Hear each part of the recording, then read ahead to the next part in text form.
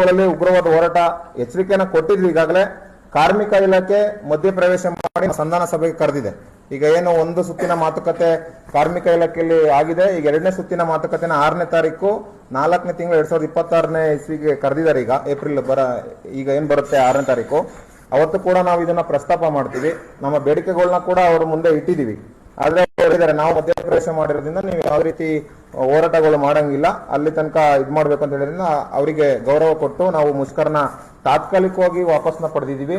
ಮುಂದಿನ ದಿನಗಳಲ್ಲಿ ಸರ್ಕಾರ ಒಂದು ಸರಿಯಾದ ರೀತಿಯಲ್ಲಿ ನಮ್ಮ ಹೊರಗುತ್ತಿಗೆ ನೌಕರರಿಗೆ ಒಂದು ಸೇವೆಗೆ ಭದ್ರತೆ ನೀಡುವಂಥದ್ದು, ಮತ್ತೆ ಅವರಿಗೆ ನೇರ ಪಾವತಿ ಮಾಡುವಂಥದ್ದು, ಮತ್ತೆ ಸುಪ್ರೀಂ ಕೋರ್ಟ್ ನಿರ್ದೇಶನದಂತೆ ಅವ್ರಿಗೆ ಕಾಯಂ ಮ್ಯಾತಿ ಮಾಡೋದು, ಕೃಪಾಂಕ ನೀಡಿ ಕಾಯಂ ಮ್ಯಾತಿ ಮಾಡುವಂಥದ್ದು ಮಾಡಲಿಲ್ಲ ಅಂದ್ರೆ ಉಗ್ರ ರೀತಿಯಲ್ಲಿ ಹೋರಾಟ ಮಾಡಬೇಕಾಗತ್ತೆ. ಮತ್ತೆ ಏನು ನಮ್ಮ ಸಂಘ ಅಧಿಕೃತವಾಗಿ ನೋಂದಣಿಯಾಗಿ 2 ವರ್ಷಗಳನ್ನ ಪೂರೈಸಿ 3ನೇ ವರ್ಷಕ್ಕೆ ಕಾಲಿಡ್ತಾ ಇದೆ 4ನೇ ತಾರೀಕು. ಅದರ ಪ್ರಯುಕ್ತ ಒಂದು ಸಮಾವೇಶನ ಹೊರಗುತ್ತಿಗೆ ನೌಕರರ ಒಂದು ಸಮಾವೇಶ ಅಂದ್ರೆ ಏನು ಶಕ್ತಿ ಪ್ರದರ್ಶನ ಮಾಡಬೇಕು ಅಂತ ಈಗಾಗಲೇ ನಮ್ಮ ಸಂಘ ತೀರ್ಮಾನ ಮಾಡಿದೆ. ಹಾಸನ ಜಿಲ್ಲೆಯಲ್ಲೇ ಮಾಡಬೇಕು ರಾಜ್ಯ ಮಟ್ಟದ ಸಮಾವೇಶನ ಅಂತ ಹೇಳಿ ಏನು ಗಣ್ಯರನ್ನ ಆಹ್ವಾನ ಮಾಡಬೇಕು ಅಂತ ಪ್ರಸ್ತುತ ಸರ್ಕಾರದಲ್ಲಿರುವಂತಹ ಕಾರ್ಮಿಕ ಸಚಿವರು, ಆರೋಗ್ಯ ಸಚಿವರು, ವೈದ್ಯಕೀಯ ಶಿಕ್ಷಣ ಸಚಿವರು ಹಾಗೂ ಕೇಂದ್ರ ಸಚಿವರಾದಂತಹ ಎಚ್ ಡಿ ಕುಮಾರಸ್ವಾಮಿ ಅವರನ್ನು ಕೂಡ ಈ ಕಾರ್ಯಕ್ರಮಕ್ಕೆ ಆಹ್ವಾನ ಮಾಡ್ತಾ ಇದೀವಿ.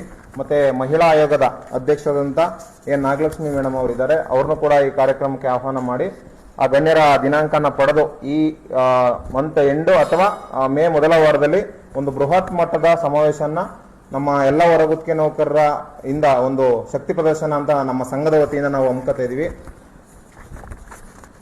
ಮತ್ತು ಏನು ಈಗ ಆರ್ಥಿಕ ಇಲಾಖೆ ಬೇಜವಾಬ್ದಾರಿ ತೋರಿದೆ, ಆ ಬೇಜವಾಬ್ದಾರಿತನನ ಬಿಡಬೇಕು. ನಿರ್ಲಕ್ಷ್ಯ ಉಡಾಫೆ ಉತ್ತರಗಳು. ಯಾಕೆಂದ್ರೆ ನಾವು ಯಾವುದೇ ಒಂದು ಫೈಲ್ ಹೋಯ್ತು ಅಂದ್ರೆ ಆರ್ಥಿಕ ಇಲಾಖೆಲೇ ರಿಜೆಕ್ಟ್ ಆಗೋಂಥದ್ದು. ಈಗ ಮಿನಿಸ್ಟ್ರಿಯಿಂದ ಹೋದ್ರು ಕೂಡ ಅದು ಆರ್ಥಿಕ ಇಲಾಖೆ, ಯಾಕೆಂದ್ರೆ ನಮಗೆ ನೇರ ಪಾವತಿ ಮಾಡ್ಕೊಡ್ತೀವಿ ಅಂತ ಮೊನ್ನೆ ಆರೋಗ್ಯ ಸಚಿವರು ಕೂಡ ಹೇಳಿದ್ರು. ಈಗ ಅದು ಆರ್ಥಿಕ ಇಲಾಖೆಗೆ ಹೋಗಿದೆ, ಅಲ್ಲಿಂದ ಮತ್ತೆ ವಾಪಸ್ ಆಗಿದೆ.